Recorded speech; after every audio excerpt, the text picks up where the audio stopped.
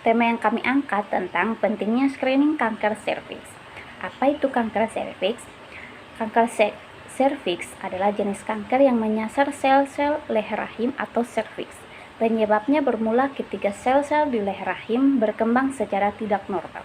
Kondisi ini bisa dipicu oleh berbagai hal, namun dalam banyak kasus, kanker ini berkaitan dengan infeksi human papillomavirus atau HPV yang berkembang biak tak terkendali, hingga akhirnya merusak kinerja sel, munculnya tumor, dan berubah menjadi kanker. Infeksi HPV sangat rentan menjangkit perempuan yang aktif secara seksual maupun yang daya tahan tubuhnya rendah. Kanker serviks atau kanker leher rahim menjadi salah satu jenis kanker yang paling sering terjadi pada wanita. Di Indonesia, kanker serviks menempati urutan kedua setelah kanker payudara sebagai penyakit kanker yang paling banyak terjadi. Jenis kanker serviks terbagi menjadi dua. Yang pertama itu karsinoma sel suasoma atau KSS. Jenis yang paling umum dan menyumbang sekitar 70 hingga 90% dari semua kasus kanker serviks. Kanker ini berkembang dari sel suasoma yang merupakan sel-sel tipis dan datar. Sel-sel ini melapisi bagian luar serviks yang mengarah ke vagina. Yang kedua ada adenokarsinoma. Jenis kedua yang paling umum berkembang dari sel-sel kelenjar yang menghasilkan lendir di serviks. Jenis ini lebih sulit dideteksi pada tahap awal karena letaknya yang lebih dalam. Lalu ada penyebab kanker serviks. Yang pertama itu ada perilaku seksual. Berganti pasangan lebih dari 6 kali atau berhubungan intim sejak usia di bawah 17 tahun dapat meningkatkan risiko lebih besar 10 kali lipat. Berhubungan seksual dengan pria yang sering berganti pasangan juga berisiko tinggi mengidap kandiloma acuminata atau yang lebih kenalnya kutil di sekeliling kelamin. Yang kedua, pil KB. Mengonsumsi pil KB dalam jangka panjang lebih dari 5 tahun meningkatkan risiko hingga 2 kali lebih besar. Oleh karena itu, menggunakan pil KB perlu dalam pengawasan atau konsultasi kepada dokter. Yang ketiga, riwayat kehamilan. Hamil terlalu muda sebelum usia 17 tahun berisiko 2 kali lebih besar terkena kanker serviks dibandingkan dengan hamil pada usia di atas 25 tahun. Selain itu, perempuan yang hamil lebih dari 3 kali semasa hidup juga berisiko tinggi mengidap kanker serviks karena sistem hormonal yang tidak stabil serta lemahnya kekebalan tubuh saat hamil. Yang keempat, merokok. Kandungan zat kimia pada rokok bisa merusak sel jaringan serviks dan menurunkan kekebalan tubuh. Tubuh perokok baik aktif maupun pasif lebih rendah terinfeksi HPV 2 kali lipat dibandingkan yang tidak.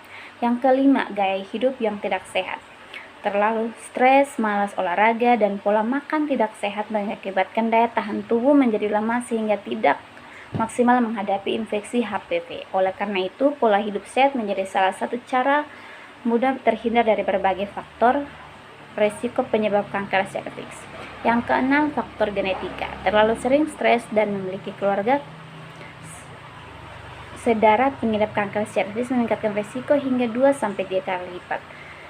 Sebab ketidakmampuan tubuh menangkal infeksi HPV bisa diturunkan ke generasi selanjutnya. Izin lanjutkan pembahasan ya. Baik teman-teman, kita tadi sudah membahas apa itu kanker serviks dan jenis-jenisnya. Sekarang mari kita kenali lebih dalam tentang apa saja gejala kanker serviks yang perlu kita waspadai. Yang pertama, gejala yang paling umum dan seringkali menjadi tanda awal adalah keputihan abnormal. Jadi normalnya keputihan ini merupakan salah satu upaya pertahanan tubuh dalam mencegah terjadinya infeksi pada organ intim wanita. Dengan keputihan, organ kewanitaan ini akan lembab sehingga tidak mudah terluka dan terinfeksi. Keputihan juga membantu membilas atau menghilangkan kuman maupun benda asing yang berisiko menyebabkan gangguan pada organ kewanitaan. Jadi ketika mengalami kanker serviks, tubuh ini akan berusaha mengeluarkan pertumbuhan leher rahim yang tidak normal, sehingga akan muncul keputihan lebih banyak dengan konsistensi yang lebih cair, berwarna sedikit kecoklatan atau bercampur dengan darah serta berbau kurang sedap. Biasanya keputihan tidak normal ini akan muncul di antara kedua periode, yaitu periode keluarnya darah menstruasi maupun setelah menopause. Gejala penting selanjutnya adalah pendarahan yang tidak normal dari vagina. Kondisi ini ditandai dengan keluarnya darah dari vagina meskipun sedang tidak dalam siklus menstruasi atau setelah berhubungan intim. Jadi jika terjadi saat dalam siklus menstruasi, biasanya darah yang keluar dari vagina ini cenderung lebih banyak dan periode menstruasinya lebih panjang. Selain itu juga pendarahan vagina akibat kanker serviks ini bisa terjadi pada wanita yang sudah menopause. Kemudian ada gejala mudah lelah. Memang mudah lelah ini bisa disebabkan banyak hal, tapi pada kasus kanker serviks ini seringkali dipicu oleh pendarahan vagina yang tidak normal. Ketika terjadi pendarahan abnormal, kadar sel darah merah ini dalam tubuh akan menurun, yang menyebabkan anemia dan akhirnya rasa lelah yang persisten, bahkan setelah beristirahat. Dan yang terakhir yang perlu kita waspadai adalah nyeri panggul atau punggung yang tidak kunjung reda. Ini bisa terjadi karena tumor atau sel kanker sudah membesar dan berkembang dengan cepat. Rasa nyeri ini biasanya akan memburuk di malam hari atau saat bahkan setelah melakukan hubungan seksual. Dan ada pun jenis pemeriksaan pada screening kanker serviks terdiri menjadi 8 jenis. Yang pertama, pap smear. Yang kedua, tes Skyler. Dan ada pun yang ketiga, infeksi visual dan asam asetat. Dan yang keempat, tes HPV DNA. Adapun yang kelima yaitu kolposcopy. Adapun yang keenam yaitu konbiopsi.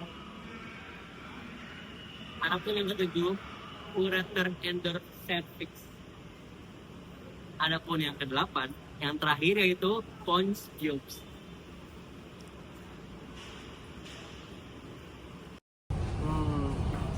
Kira-kira kapan ya kita harus melakukan pemeriksaan kanker serviks?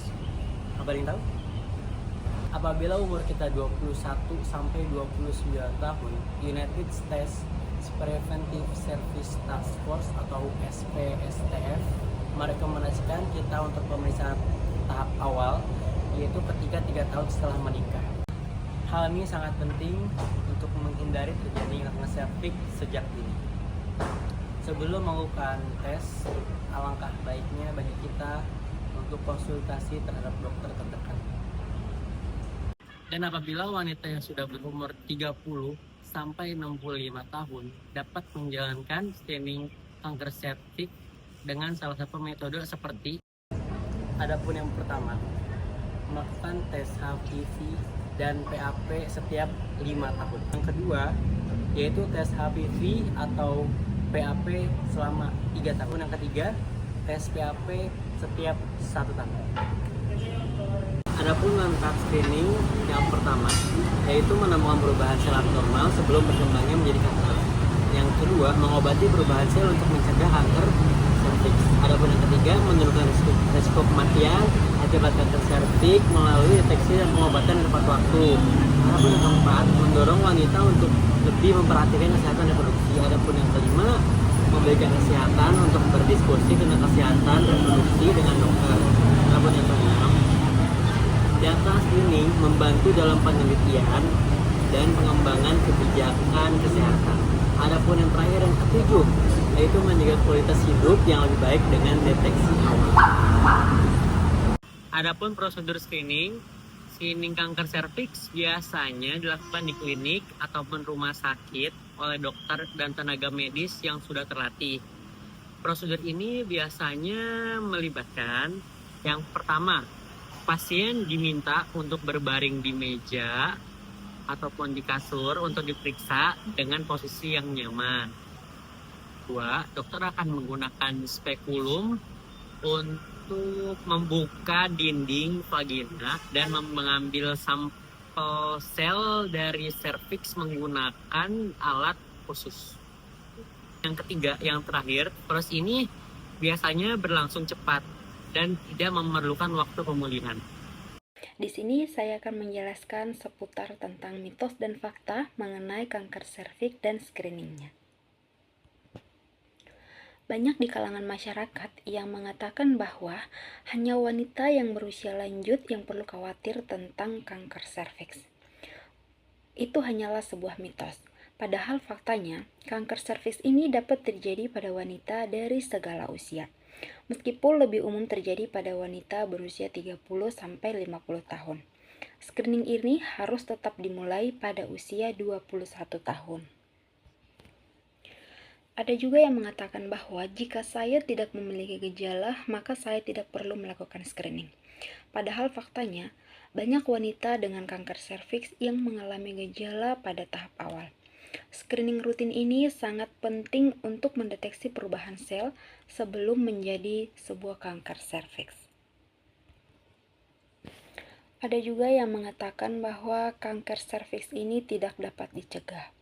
Padahal faktanya, kanker serviks ini dapat dicegah melalui vaksinasi HPV, screening rutin, dan deteksi dini. Vaksin HPV ini dapat melindungi terhadap jenis virus yang paling sering menyebabkan kanker serviks. Banyak juga yang mengatakan bahwa kanker serviks ini hanya terjadi pada wanita yang aktif secara seksual. Padahal faktanya, meskipun infeksi HPV yang sering ditularkan melalui hubungan seksual adalah penyebab utama kanker serviks, wanita yang tidak aktif secara seksual juga dapat mengembangkan kanker serviks itu sendiri. Faktor risiko lain seperti merokok dan sistem kekebalan tubuh yang lemah juga dapat berkontribusi dalam meningkatkan kanker serviks.